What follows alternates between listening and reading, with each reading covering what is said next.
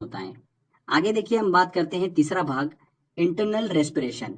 अब ऑक्सीजन जो है वो कोशिकाओं तक पहुंच चुकी है। अब देखिए मेन प्रोसेस स्टार्ट होती है। भोज्य पदार्थ मतलब कार्बोहाइड्रेट का यहाँ पर क्या होता है, ऑक्सीडेशन होता है। तो यही हम इसमें डिस्कस करेंगे।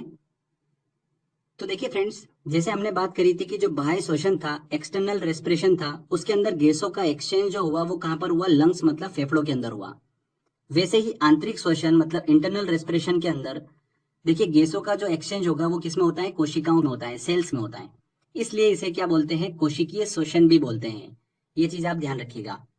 तो देखिए कोशिकीय श्वसन या आंतरिक श्वसन जो होता है वो दो प्रकार का होता है। एक अनाक्सी श्वसन और सेकंड क्या होता है, ऑक्सी श्वसन, जिसे बोलते हैं एरोबिक रेस्पिरेशन। ओके। तो देखिए इनको समझें उससे पहले एक चीज हम क्लियर कर लेते हैं, शायद आप भूल चुके होंगे तो आपको रिवाइज हो जाएगा। कोशिका मतलब सेल्स जो होती है उसका स्ट्रक्चर कैसा होता है। तो देखिए कोशिका के अंदर कोशिका द्रव मतलब होता है साइटोप्लाज्म, जो कि 70% भाग होता है कोशिका का। इसके अंदर देखिए इसके अलावा क्या होता है, केंद्रक होता है, राइबोसोम होता है, माइट्रोकॉन्ड्रिया होता है, लाइसोसोम होता है। ये सब चीजें जो होती हैं वो कोशिका के अंदर होती हैं, मतलब सेल्स के अंदर होती हैं। ठीक है, ये स्ट्रक्चर हमने पहले डिस्कस कर रखा है, बस आपको रिवाइज हो जाए इसलिए मैंने आपको ये बताया है। तो इसमें ध्यान रखिएगा, जो श्वसन मतलब रेस्पिरेशन की प्रोसेस होती है, ये हर जीवित कोशिका के कोशिका द्रव मतलब साइटोप्लाज्म और माइटोकॉन्ड्रिया में पूरी होती है। वेरी वेरी इंपॉर्टेंट क्वेश्चन है।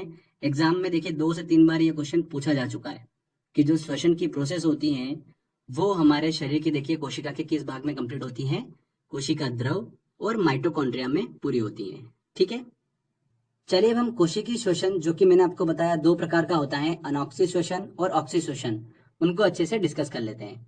तो देखिए अनॉक्सी श्वसन की बात करें तो जैसे नाम से स्पष्ट है, जो श्वसन ऑक्सीजन की अनुपस्थिति में होता है उसे क्या बोलते हैं, अनॉक्सी श्वसन बोलते हैं। ठीक है। इसमें देखिए ग्लूकोज का क्या होता है, आंशिक विघटन होता है सेल्स के कोशिका द्रव में। सेल्स के साइटोप्लाज्म में ग्लूकोज का आंशिक विघटन हमको देखने को मिलता है अनॉक्सी श्वसन में। ठीक है। और इस पूरी अनॉक्सी श्वसन की प्रोसेस का अंतिम रिजल्ट क्या होता है, देखिए पायरुविक अम्ल। पायरुविक अम्ल हमें अंतिम रिजल्ट के रूप में प्राप्त होता है और 2 एटीपी ऊर्जा जो है वो प्राप्त होती है। एक्चुअल में 4 एटीपी ऊर्जा जो है वो प्राप्त होती है, बट 2 एटीपी ऊर्जा जो है इस प्रोसेस में खर्च हो जाती है और फाइनली 2 एटीपी ऊर्जा ही हमें प्राप्त होती है। अब ये एटीपी ऊर्जा क्या है, तो जो इस प्रोसेस में ऊर्जा रिलीज होती है वो एटीपी के फॉर्म में स्टोर्ड होती है। जैसे कि हमारे पास में पैसा जो होता है वो किस फॉर्म में होता है, कागज की करेंसी के फॉर्म में होता है। वैसे ही कोशिकाओं के पास जो ऊर्जा होती है, एनर्जी होती है, वो एटीपी के फॉर्म में उनके पास संचित होती है। तो बस यही कॉन्सेप्ट है, ज्यादा हमको इसमें डेप्थ में नहीं जाना है। 2 एटीपी ऊर्जा जो है वो इस प्रोसेस के फाइनल रिजल्ट के रूप में हमको प्राप्त होती है। ठीक है। तो आपको समझ में आया। ये जो पूरी प्रोसेस होती है, इस पूरी प्रोसेस को ग्लाइकोलिसिस भी कहते हैं। क्या बोलते हैं, ग्लाइकोलिसिस भी इसे कहा जाता है। अब देखिए ग्लाइकोलिसिस चूंकि ऑक्सीजन की अनुपस्थिति में होता है, इसलिए ये ऑक्सी श्वसन और अनॉक्सी श्वसन दोनों में होता है। जो आगे हम पढ़ने वाले हैं ऑक्सी श्वसन, उसमें भी ग्लाइकोलिसिस की प्रक्रिया जो होती है वो पूरी होती है। ठीक है। तो चलिए ऑक्सी श्वसन की तरफ हम चलते हैं। इसमें देखिए जब श्वसन ऑक्सीजन की उपस्थिति में पूरा होता है तब उसे क्या बोलते हैं, ऑक्सी श्वसन बोलते हैं।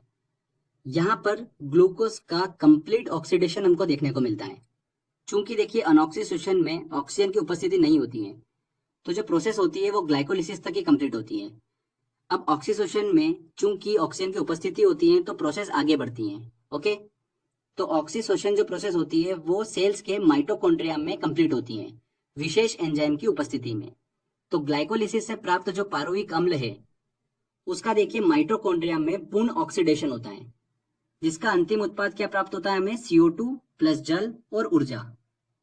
बहुत ही सिंपल है। अनॉक्सी श्वसन में देखिए ऑक्सीजन की उपस्थिति नहीं थी, इस वजह से वहां पर पूर्ण ऑक्सीकरण नहीं हो पाया, वहां पर आंशिक ऑक्सीडेशन हुआ। ठीक है, जिसको बोल सकते हैं हम आंशिक विघटन। क्लियर। यहाँ पर देखिए ऑक्सीजन की उपस्थिति थी, इसलिए ग्लाइकोलिसिस से प्राप्त जो पारुविक अम्ल था उसका आगे चलकर फिर माइटोकॉन्ड्रिया में पूर्ण ऑक्सीडेशन हमको देखने को मिलता है ऑक्सी श्वसन में। समझ में आया आपको, बहुत ही सिंपल है। तो जो अंतिम उत्पाद हमें प्राप्त होता है वो CO2 प्लस जल प्लस ऊर्जा। ओके, अधिक मात्रा में ऊर्जा यहाँ पर हमको देखने को मिलती है। तो CO2 जो होती है वो लंग से होते हुए शरीर से बाहर निकल जाती है और जो मुक्त ऊर्जा है वो एटीपी अणु में संचित हो जाती है। ठीक है। तो इस तरीके से कुल 36 एटीपी ऊर्जा जो हमें ऑक्सीशोषण के दौरान प्राप्त होती हैं। अगर हम इस पूरी कोशिकीय श्वसन मतलब आंतरिक श्वसन की बात करें तो देखिए इसमें एक ग्लूकोज के पूर्ण ऑक्सीकरण पर 38 एटीपी ऊर्जा में प्राप्त होती है। 36 तो ऑक्सीशोषण से और अनऑक्सीशोषण से 2 एटीपी ऊर्जा, तो कुल कितनी हो गई 38 एटीपी ऊर्जा जो हमें प्राप्त होती है। इसमें इंपॉर्टेंट पॉइंट ध्यान रखिएगा, ऑक्सीशोषण की प्रोसेस को ही केप्स चक्र के नाम से भी जाना जाता है। तो ये हमने समझा अच्छे से आंतरिक श्वसन को।